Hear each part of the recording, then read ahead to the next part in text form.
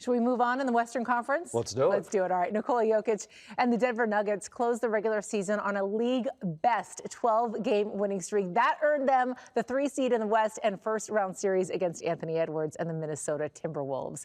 So these two teams last met in the playoffs in 2024. The Wolves won in 7. Close into the third quarter, Nuggets moving in transition. Aaron Gordon pull up from 3. Denver starting to gain some separation. Now later in the third, Nuggets up 13. Jokic posts up on Julius Randle, and he hits a tough shot, part of a 21-6 Nuggets run. But the Timberwolves made this one a game, cutting it back down to 7. And then Edwards working around the screen, 4-3. It's a 4-point game.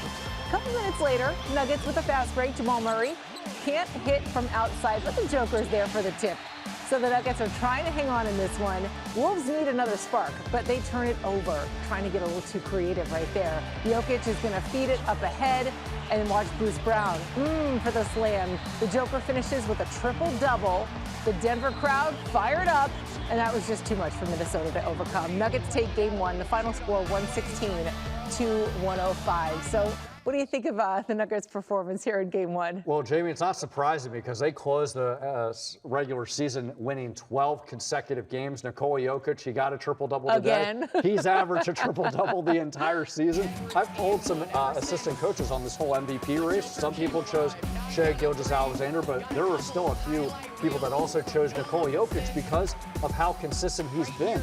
And Jamie, I asked David Adelman, the Nuggets coach earlier in the season, how do you compare Jokic's season to others' MVP seasons? And he argued that this is his best season, not just because of his play, but some of the external injuries. Jamal Murray, he's been more consistent. He's their lead point guard, but there have been overlapping injuries with Aaron Gordon, Christian Brown, Peyton Watson. That's really required Nikola Jokic to elevate his play, number one, and two, have to adjust to all these fluid rotation combinations. So he's just been a beacon of consistency. That's a great point. That's a great point. Now the Spurs, they will face the Trailblazers in Game 1. That's tomorrow night. But Mark, what are you looking to see from Victor Wembanyama in his playoff debut? I think that he wants to make a statement, Jamie, that he is not just a young player, but as a young player that's ready to make his deep playoff push. He's considered one of the best two-way players in the game, and the hovering question over the Spurs is, are they ready to make that playoff push? Because there's always that old adage, when you're young, you're overwhelmed with the moment. But this team, it's the Spurs, so they have that institutional knowledge. But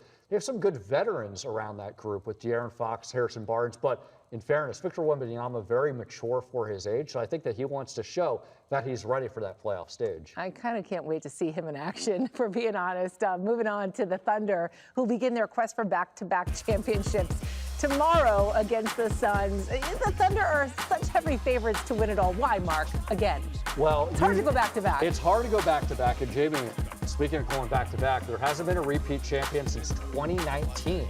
But the Thunder are expected to break this because they still have their same roster. Shai Gilgeous-Alexander is expected to win MVP. Chet Holmgren, we saw there, made his first All-Star appearance. They've had different injuries throughout the season, Jamie, but they've had so much depth. I don't want to say it hasn't mattered, but they've still been really good enough to get that #1 seed. And they feel like it's important they got that #1 seed because you get home court advantage. Yeah. They saw last year when they were in the finals, they had Game 7. It helped. Obviously, Tyrese Haliburton had that injury, but having home court can make a difference. So I think the stars have all aligned on all these different factors that can ensure their best shots at winning a championship, but now they have to play the games. So let's talk a little Eastern Conference now. James Harden and Donovan Mitchell's Cavaliers hosting the Raptors today, and we'll pick this one up in the final seconds of the first quarter. Mitchell finds Max Strus, beats the horn. Cavs by 4. Final 30 ticks of the half. Same combination. Why not? Strus buries a triple. Cleveland led by 7 at halftime. Now the Cavs made their run here in the third. Evan Mobley showing he can shoot the ball from deep. In it goes. 16-point lead here, and James Harden walks into a triple. He had 22 and 10 dimes. Cavs are rolling.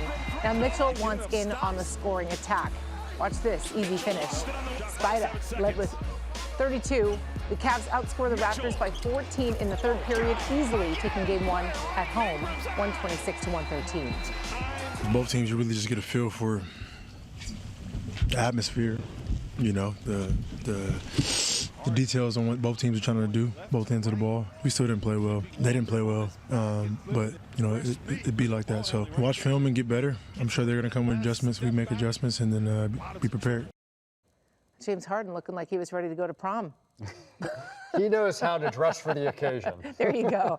Solid win for Cleveland. They took care of business at home, as they should. But there's a clear favorite in the East. And it's not the Cavaliers. It's the Boston Celtics. I agree with you, Jamie. And sorry, Laker fans, they probably aren't going to like hearing this, but they've been playing really well. They're second in the East, even though Jason Tatum missed most of the season. Jaylen Brown entered the MVP conversations. Jason Tatum's back. I know it's been gradual with his minutes, his scoring, but I expect that to increase now that he's got this past month to get his conditioning up to stuff. And Joe Mazzulla, he might win Coach of the Year just because of how well he's maximized this group. So, again, Laker fans, I'm sorry, but I just got to say what I think. I think the Celtics will be in the NBA Finals. All right, well, make the Laker fans happy and tell us who you think is the best team in the East to have the best shot at upsetting the Celtics. Well, there's two contenders here. The Detroit Pistons, they're number one in the East. Cade Cunningham's back. He's another MVP candidate. They got great defense. But I'm actually going to choose the New York Knicks because their defense has been top-notch the last 2 months. I think there's been worry about their offensive consistency with their third option, the rest of the supporting cast. But Jalen Brunson, you see him finishing at the rim here. He's been very consistent. Same thing with Karl-Anthony Towns. But I still think the Celtics have the edge over the Knicks just because they've been more consistent on both ends of the floor. And with the Knicks, you know what you're going to get on defense. Not quite sure on offense, but they do have the edge over the Pistons because the Pistons have been so unreliable from three-point range. Yeah, I'll take the New York Knicks over the Celtics any day.